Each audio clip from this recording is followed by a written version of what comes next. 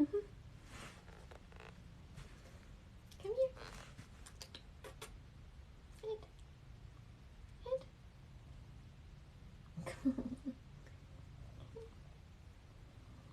Give me a head bump.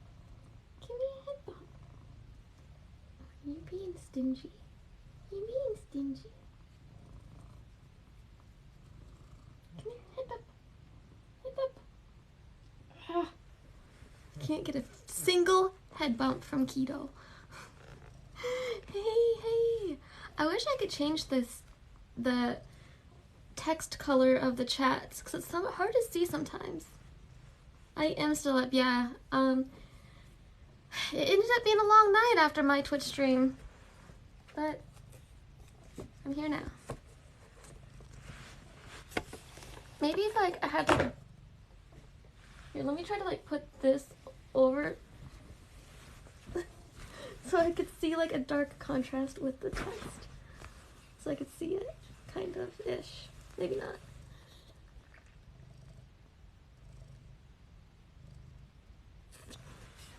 I can't freaking see the comments that a cat doesn't have access.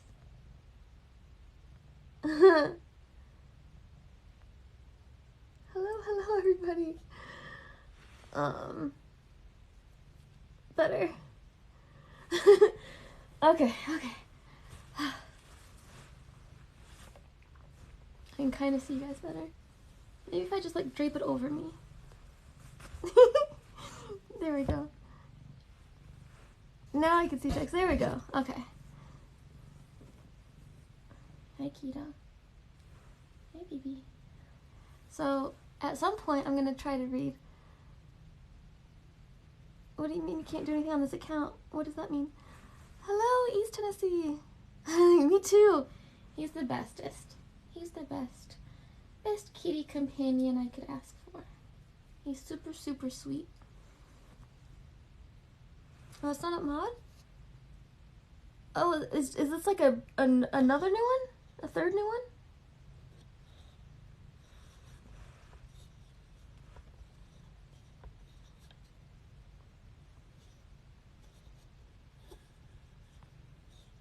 Oh, here we go. Okay, I got you. No, there's 3. I see 3 there. Okay. Just got smacked in the face with... Again. Is this what we're doing now?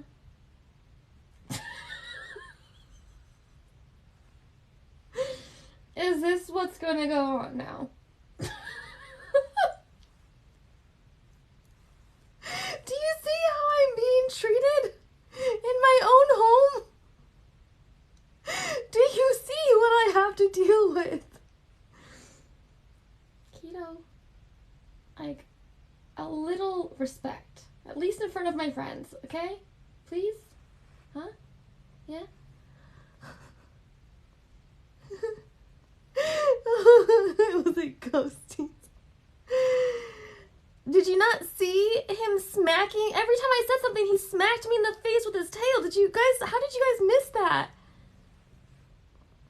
He was like, and it was like, and then he went, pretty much, I got cat slapped.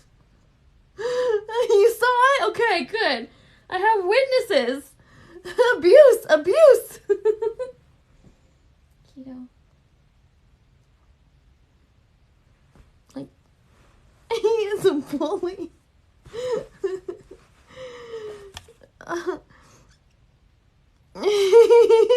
That's what he wants. Animal control is the way. I thought he bit you in a... Oh, no, he didn't. He doesn't bite me. Not, like, in a serious manner. Yeah. See, this is his tail. His tail's black, so it's kind of hard to see, but...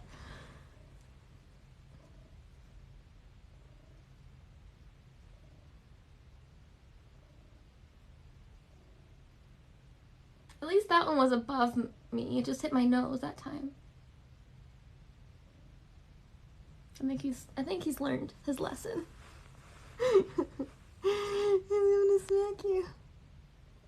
Oh, he just hit me in the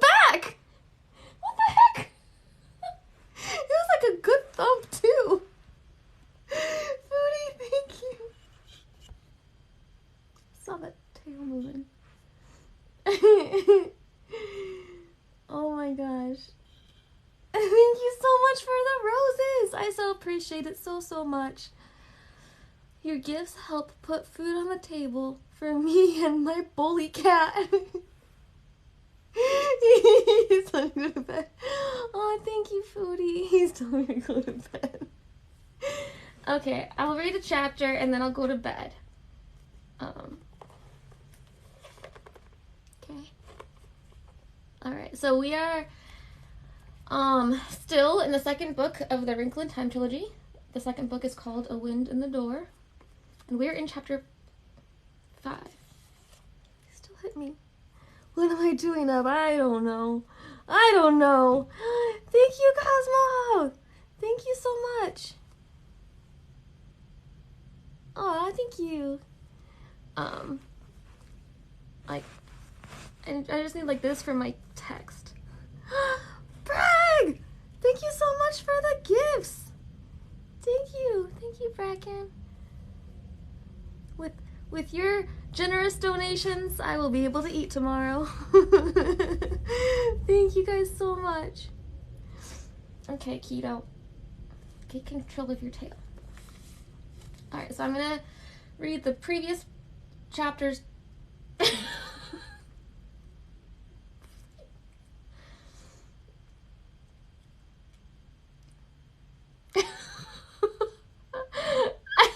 And you know, like, the rules of the cat, like, wherever the cat's at, you can't move them.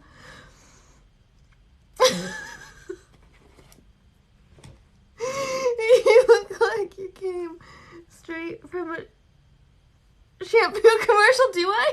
You can't even see my hair, but I did just take a shower. Aw, thank you. Well, I'm trying... Hey, new here. Hello.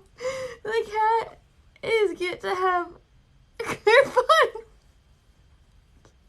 You guys, I'm being attacked in my own home. Okay, let's read. Yeah, tell Keto. It's just, it is what it is. It just is what it is. Okay. I'm gonna be looking over here while I read. I'll check in with you guys. Please pray for me while my cat plans his attacks. Okay, the last paragraph of the previous chapter, of chapter 4. Before we continue... That was a close one! I saw my life... Oh, thank God. He's leaving. I just saw my life flash before my eyes. Oh my gosh. He has been massaged. He's been cuddled. He's been cradled. He's been foot massaged. He's been head scratched, under chins. All day, every day. That is his life. Thank you guys. Okay, let's read. All right. Aw, thank you. Yeah, so I know, right? That is true. That's true. All right. Second book of the trilogy, A Wrinkle in Time. The second book is called, titled A Wind in the Door. We are on the 5th chapter. Haven't started yet, but I'm going to read the last chapter's last paragraph, just to kind of, for people who were here for the last one, just kind of remember where we're at. And for anybody who is new here, I do post my previous chapters of the series on my YouTube channel. I do need to put the last, 2 up, though. When she left the house, she had a horrid, premonitory feeling that it would be a long time before she returned. Again, she wished that Fortinbras were walking to the bus with them, as she often did, and then returning to make the walk again with Charles Wallace. But this morning he showed no inclination to leave the warmth of the kitchen. "What do you suppose will happen today?" Sandy asked, as they started down the hill in the chill of early morning. Dennis shrugged. "Nothing, as usual. Race you to the foot of the hill." And now we are in chapter 5. Thank you so much for the gifts. Thank you guys. At this rate, I'm gonna have a steak dinner tomorrow. Chapter 5, The First Test. Meg and the cherubim reached the deserted schoolyard in safety. "We've got a while to wait," Meg told him. "And it's okay for you. You're invisible. But I've got to find a place to hide." She could not see Protagonist, but she talked at the faint shimmer in the air where she knew he was. "You're too late," the cherubim said, and Meg swung around to see Mr. Jenkins coming across the schoolyard from the faculty parking lot. Mr. Jenkins, the ordinary, everyday, usual Mr. Jenkins. There was no snake hissing and clacking at him, and he himself did nothing but continue his way across the schoolyard. He looked just as he always did. He wore his usual dark business suit, and no matter how often it was brushed, there was always a small snowfall of dandruff on his shoulders. His salt and pepper hair, that's disgusting, hair was cut short, and his eyes were muddy behind his bifocals. He was neither short nor tall, fat nor thin, and whenever Meg saw him, her feet seemed to grow larger, and she couldn't find a resting place for her hands. "All right, Margaret, what is this? What are you doing here?" He had every right to sound annoyed. She had nothing to reply. She felt Protagonist close to her, felt his mind within hers, but he had nothing to suggest. "My dear child," Mr. Jenkins said, and his voice was unwontedly compassionate, "if you have come again about your little brother, I can now tell you that we are reviewing his case. It is not my policy of education to have one child intimidated by his peers, but our initial testing shows that Charles Wallace's talents are so unusual that unusual measures must be taken.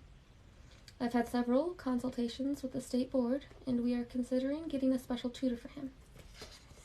Meg looked warily at the principal. This sounded too good to be true. And Louise had been trying to warn her of something. Of what?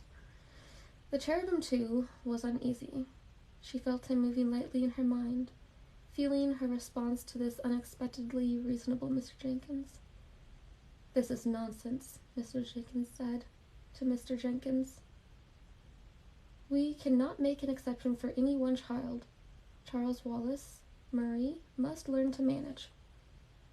A second Mr. Jenkins was standing beside Mr. Jenkins. It was impossible. It was just as impossible as... But there were two identical Mr. Jenkinses standing in front of her. Protagonist shimmered, but did not materialize. Meg backed into the shimmer. She felt that the cherubim was opening an invisible wing and pulling her close to him. She could feel his tremendous, wild heartbeat, a frightened heartbeat, thundering in her ears. "We're neighbors," she heard through the racing of the heart. "We're neighbors. What is their name?" "Mr. Jenkins." No, this is the test, Meg. It must be. One of those Mr. Jenkinses is an ecthros. We have to know which is the real Mr. Jenkins." Meg looked at the two men who stood glaring at each other. "Progo, you can feel into me. Can't you feel into them? Can't you, Kythe?" "Not when I don't know who they are. You're the only one who knows the prototype." "The what?" "The real one. The only Mr. Jenkins who is Mr. Jenkins. Look." Suddenly, beside the two Mr. Jenkins, stood a third Mr. Jenkins. He raised one hand in greeting, not to Meg, but to the other two men as he drew level with them. "Leave the poor girl alone for a few minutes," Mr. Jenkins III said. The three men wheeled, stiffly, like marionettes, and walked across the schoolyard and into the building. We must think. Protagonist's Kythe almost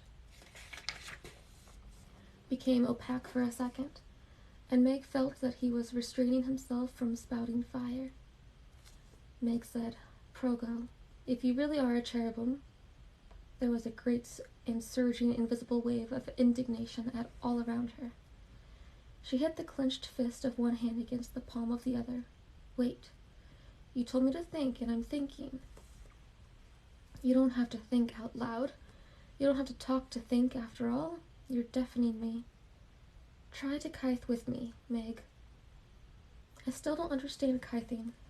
Is it like mental telepathy? Projanowski's hesitated. You might say that mental telepathy, telepathy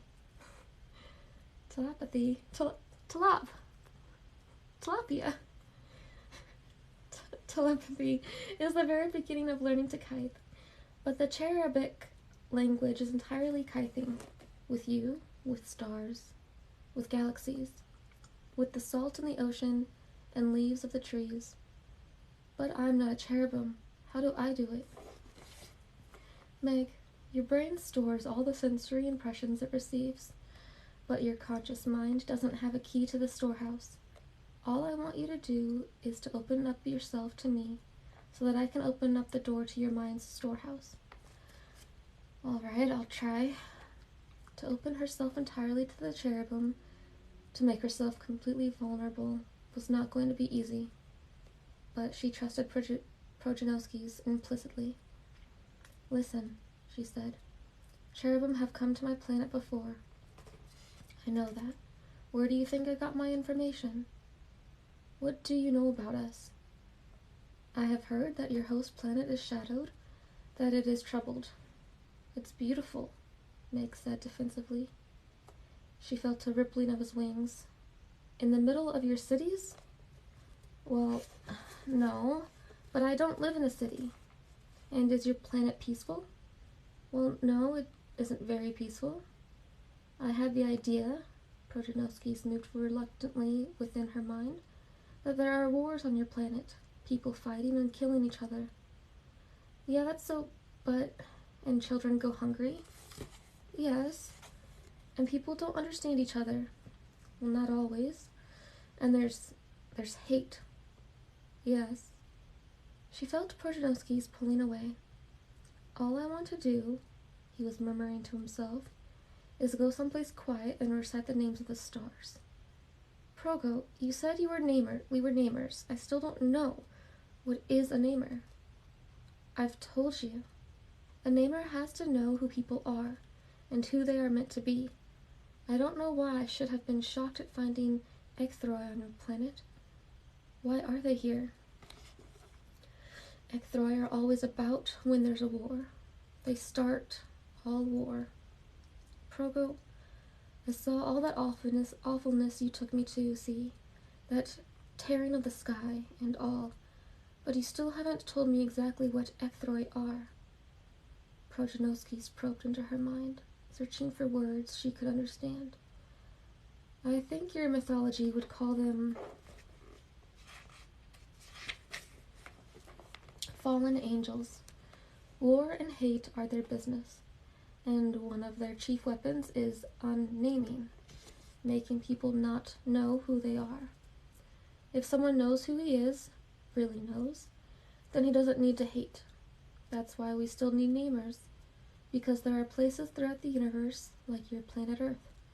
When everyone is really and truly named, then the Ecthroi will be vanquished. But what? Oh, Earthling, why do you think Blajini called for you? There is war in heaven, and we need all the help we can get. The Ecthroi are spreading through the universe. Every time a star goes out, another Ecthros has won a battle. A star or a child or a farandola, size doesn't matter, Meg. The Ecthroi are after Charles Wallace, and the balance of the entire universe can be altered by the outcome. But Progo, what does this have to do with our test, and with 3 Mr. Jenkinses? It's insane.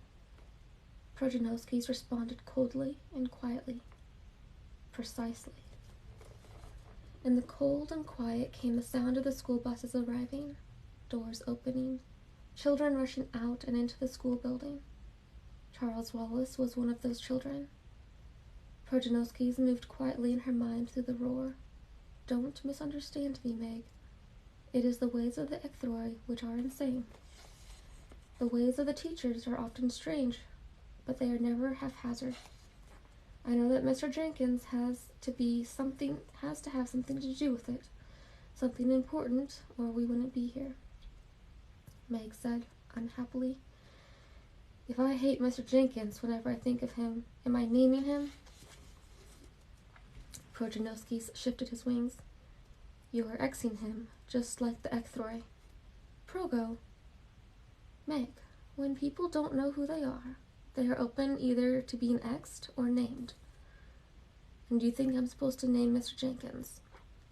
It was a ridiculous idea, no matter how many Mr. Jenkinsons there were. He was Mr. Jenkins, that's all. But Protagonist's was most definite. Yes. Meg cried rebelliously. Well, I think it's a silly kind of test. What do you think is not the point? What you do is what's going to count. How can it possibly help Charles? I don't know. We don't have to know everything at once.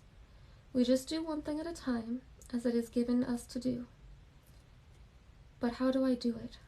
How do I name Mr. Jenkins when all I think of when I see him is how awful he is?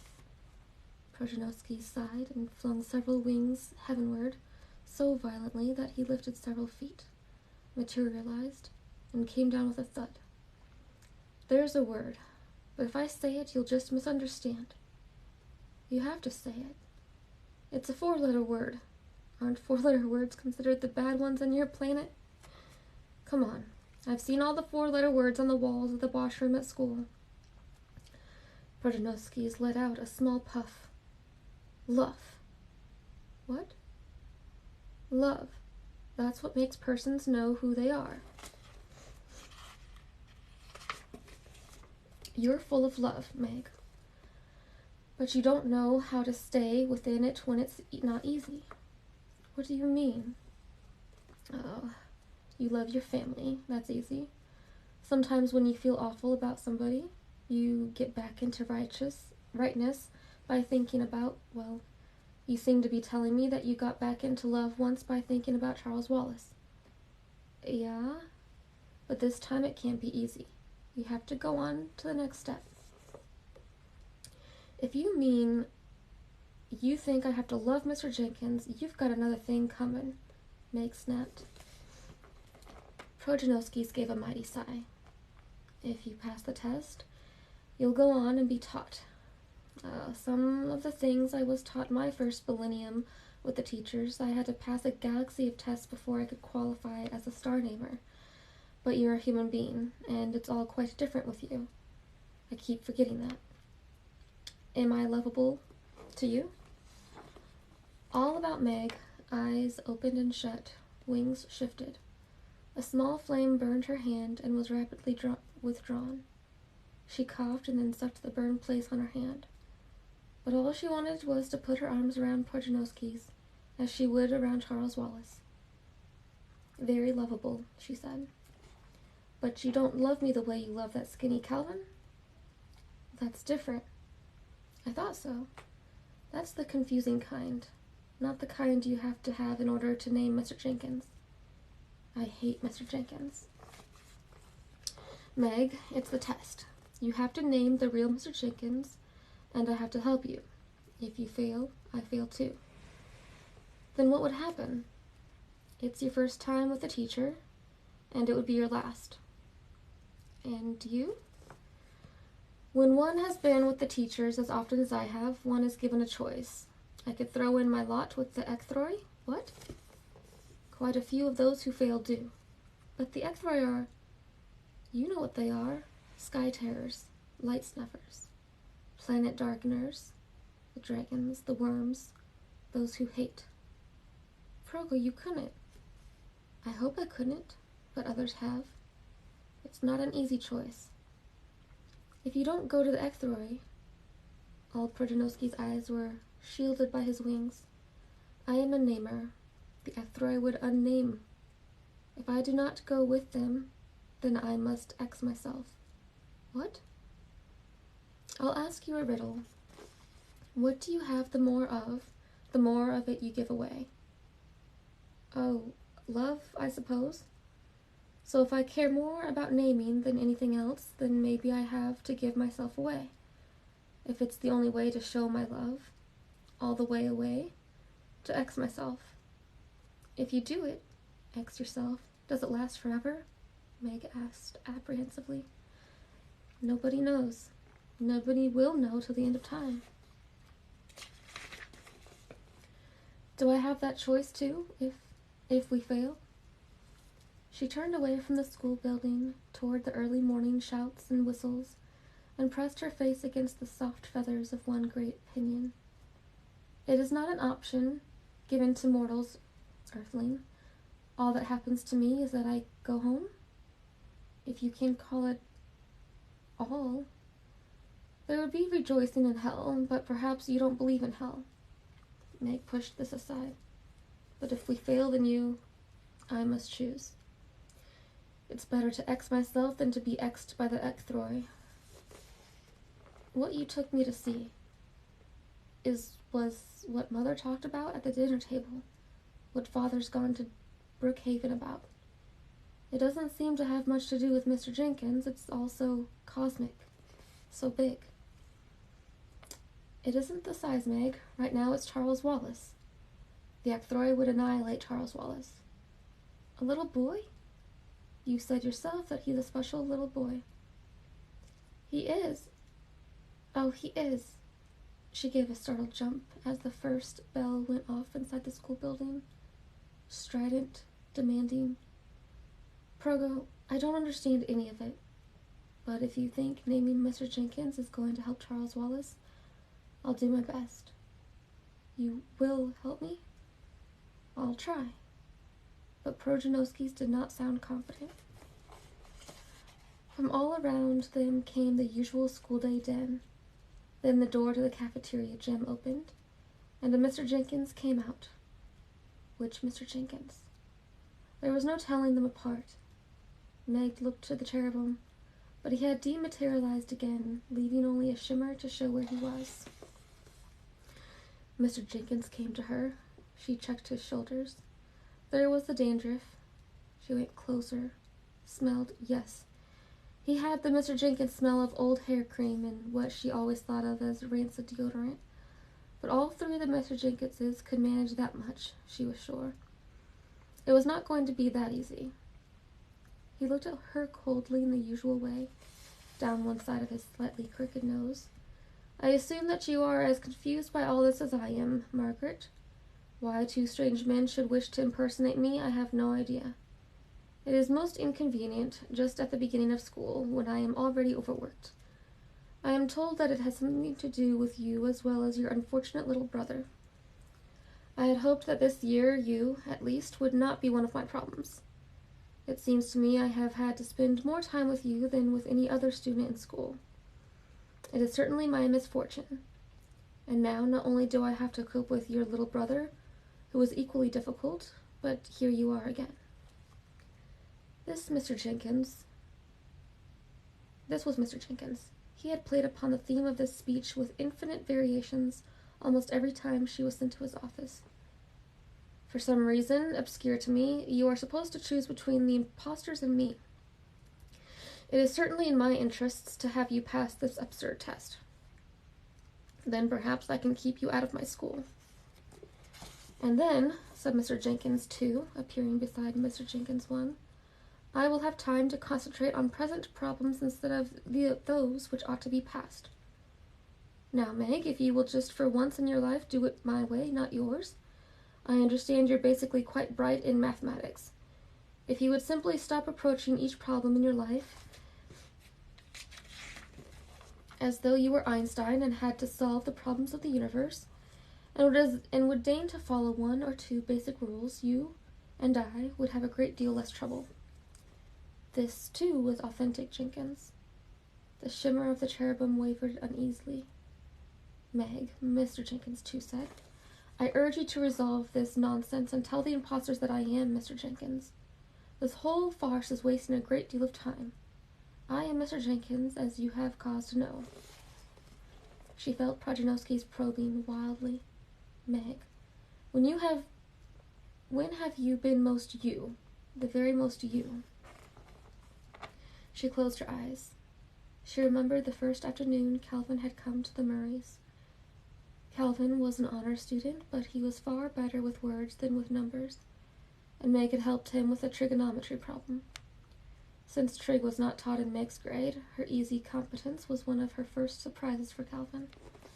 But at the time, she had not thought of surprising him. She had concentrated wholly on Calvin, on what he was doing, and she had felt wholly alive in herself. "How is that going to help?" she asked the cherubim. "Think. You didn't know Calvin very well, did you?" "No, but you loved him, didn't you?" "Then, I wasn't thinking about love. I was just thinking about trig." "Well then," Protagonist said, as though that explained the entire nature of love. "But I can't think about trig with Mr. Jenkins, and I can't love him." "You love me? But Progo, you're so awful. You're lovable." "So is he. And you have to name him."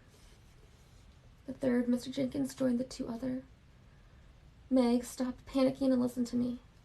The three men stood side by side, identical, gray, dour, unreceptive, overworked, unlovable. "Meg," Mr. Jenkins too said, "if you will name me, and quickly, I will see to it that Charles Wallace gets into competent medical hands immediately." "It's hardly that easy," Mr. Jenkins 3 said. "After all, her parents do not know how to handle the situation, nor do they understand how serious it is," Mr. Jenkins 2 snapped. Mr. Jenkins 3 waved this aside. "Meg, does it seem extraordinary to you that you should be confronted with 3 of me?" There seemed to be no answer to this question. Mr. Jenkins 1 shrugged in annoyance. Mr. Jenkins 2 said, "It is imperative that we stick to essentials at this point. Our number is peripheral." The real Mr. Jenkins was very fond of discarding peripherals and sticking to essentials. Mr. Jenkins 3 said, "That there is only one of me, and that I am he, is the main point." Mr. Jenkins 2 snorted. "Except for the small but important fact that I am he. This trial that has been brought on us is an extraordinary one. None of us, that is, you and I, Margaret, will ever be the same again. Being confronted with these 2 mere visions of myself has made me see myself differently. None of us like to see himself as he must appear to others. I understand your point of view much better than I did before. You were quite right to come to me about your little brother. He is indeed special, and I have come to the conclusion that I have made a mistake in not realizing this, and treating him accordingly." "Don't trust him," Mr. Jenkins 3 said. Mr. Jenkins 2 swept in. "I believe that you and I had a, shall we call it a run-in, over the imports and exports of Nicaragua, which you were supposed to learn for one of your social studies classes. You were quite right when you insisted that it was unnecessary for you to learn the imports and exports of Nicaragua. I shall try to not make the same kind of mistakes with Charles Wallace. If Charles Wallace's interests are different from those of our usual first grader, we will try to understand that he has been taught by an eminent physicist father. I am sorry for all the needless pain you have been caused, and I can assure you that if you name me, Charles Wallace will find school a pleasanter place, and I have no doubt his health will improve." Meg looked warily at Mr. Jenkins, too. This was, indeed, a changed Mr. Jenkins, and she did not trust the change. On the other hand, she remembered vividly the battle they had had over the imports and exports of Nicaragua. Mr. Jenkins 3 murmured, "Methinks the gentleman doth protest too much." Mr. Jenkins 2 sputtered, "What's that?" Mr. Jenkins 1 looked blank. Mr. Jenkins 3 cried triumphantly, "I could have told you he would not recognize Shakespeare. He is an impostor." Meg had her doubts whether or not the real Mr. Jenkins would recognize Shakespeare. Mr. Jenkins 2 said, "Shakespeare is peripheral. If I have often been irritable in the past, it is because I have been worried. Despite your unkind opinion of me, I do not like seeing any of my children unhappy," he sniffed. Mr. Jenkins 1 looked down his nose. "If I had the cooperation of the school board and the PTA, it might untie my hands so that I could accomplish something." Meg looked at the 3 men in their identical business suits. "It's like a game on television. It's not a game, Mr. Jenkins III said sharply. The stakes are much too high. Meg asked, what happens to you, all of you, if I name the wrong one? For a moment, all the atoms of air in the schoolyard seemed to shiver. It was as though a lightning bolt of nothingness had flashed across the schoolyard, ripping the fabric of the atmosphere, then closed together again. Although nothing has been visible, Meg thought of a dark and terrible vulture slashing across the sky. Mr. Jenkins once said, I do not believe in the supernatural, but this entire situation is abnormal. His rabbity nose wiggled in pink distaste. Then all three men swung around as the side door to the school opened, and Charles Wallace, Luigi the Larger, twined around his arm and shoulders, walked down the steps and across the schoolyard. And that's the end of that chapter.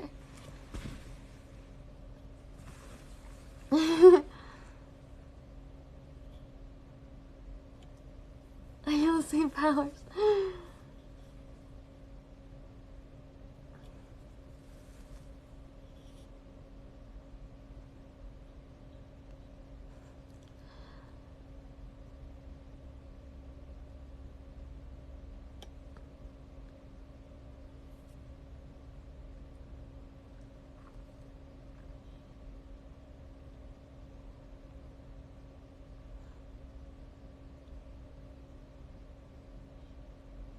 Yeah, this is just a fictional book. Like, it does have some, obviously,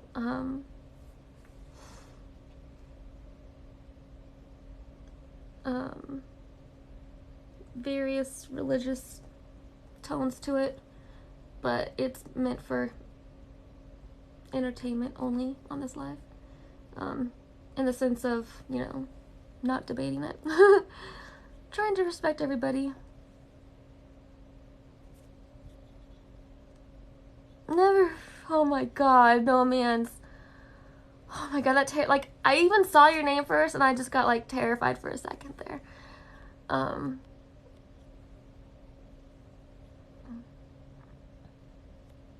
Diary of a Wimpy Kid. I don't have that book. I'll add it to my Amazon wish list though, and if somebody buys it for me and sends it over, I'll read it.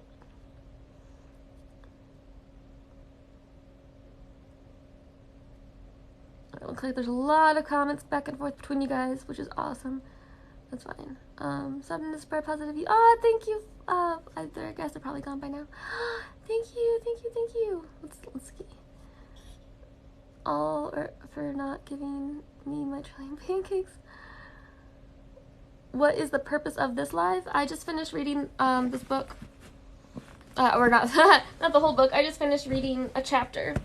So this one I'm just like doing bedtime stories to help people either relax or if they don't like reading, just to kind of experience different stories that they may not experience otherwise. You're welcome, Yer. I'm so glad you enjoyed it. Lyndon.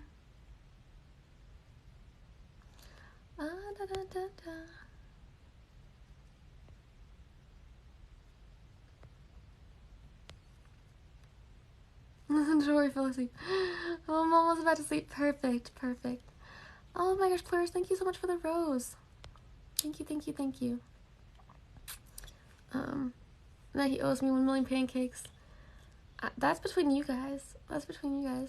I'm not here to fall asleep. It's 6 in the morning. It's time to get up. Well, there's people around the world, so there's some people who are getting ready for bed. And also it's for people just, I know there's some people that like are on the other side of the world from me who are waking up, and it's like a nice something relaxing to listen to on their way to work.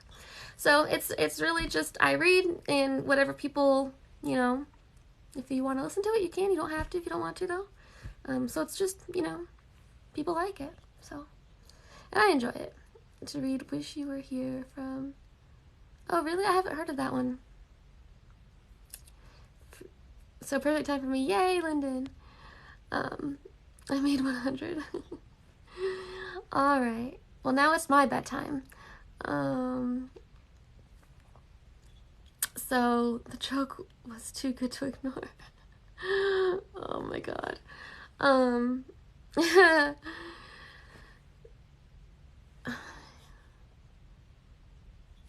do you get this one? I don't know what that means. Alright, so I'm gonna go to bed now. I got myself all relaxed now and ready for bed. Thanks for the gifts, guys. Now I'll be able to eat tomorrow. And if you want to catch up with the story, this was again, it's a trilogy. I'm in the second book of the Wrinkle in Time trilogy. That was chapter 5. I think I need to upload the last 2 chapters, but I have all the previous chapters otherwise of this trilogy on my YouTube channel. And the link for that is in the bio. Thank you for the roses. Thank you guys. Love you all. Be safe and stay. Thank you, no man's trying. I'm trying. Alright, good night, guys. And I'll see you guys next time, or I guess kind of tomorrow night, because I'm going to be doing a cooking live tomorrow night. Alright, good night, or morning, depending on where you're at in the world.